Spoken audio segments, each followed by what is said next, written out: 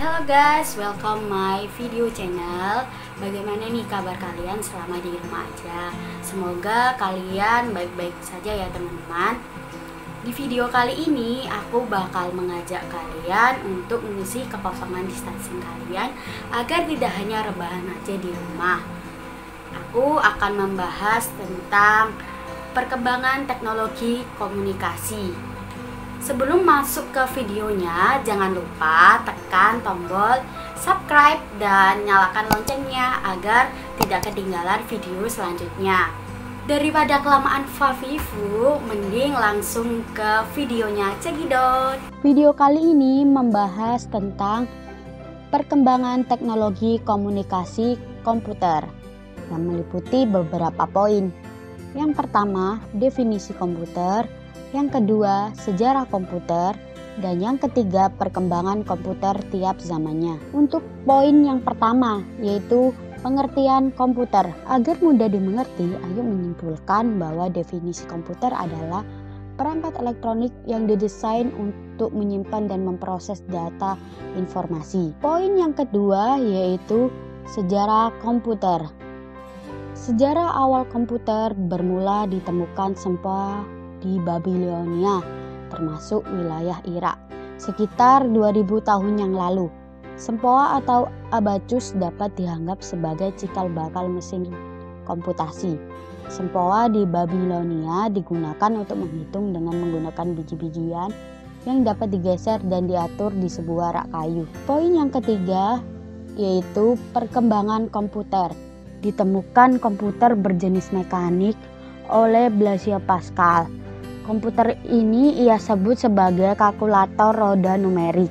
Selanjutnya, komputer generasi pertama. Pada tahun 1941, Konrad Zuse, insinyur Jerman, membangun komputer bernama Z3 untuk mendesain pesawat terbang dan juga peluru kendali.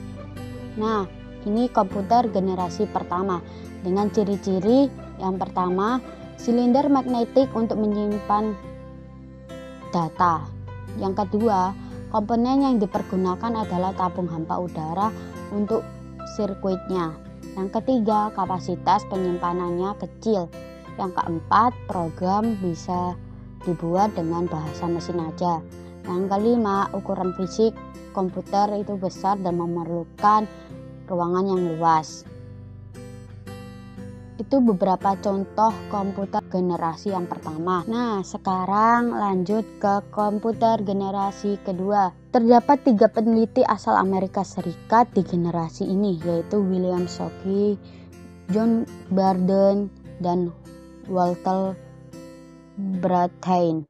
Mereka menciptakan sebuah transistor yang akibatnya ukuran mesin-mesin elektrik menjadi berkurang. Jadi pada generasi ini ukuran komputer sudah mulai mengecil. Nah,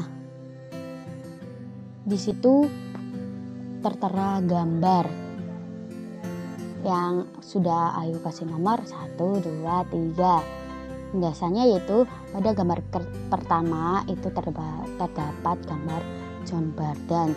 Pada gambar kedua terdapat gambar William Shockley. Ya, yang ketiga yaitu Walter Brattain. Maaf teman-teman, lidah Jawa. Terdapat ciri-ciri komputer generasi kedua. Yang pertama, 1. Kapasitas memori utama sudah cukup besar dengan pengembangan magnetic core store. Yang kedua, berorientasi pada bisnis dan teknik. Yang ketiga, tidak terlalu banyak mengeluarkan panas. Dan yang keempat, program dapat dibuat dengan bahasa tingkat tinggi. Yang kelima, proses operasi sudah cepat. Di sebelah ciri-ciri komputer generasi kedua ini ada contoh bentuk komputer pada generasi kedua. Mari kita lihat.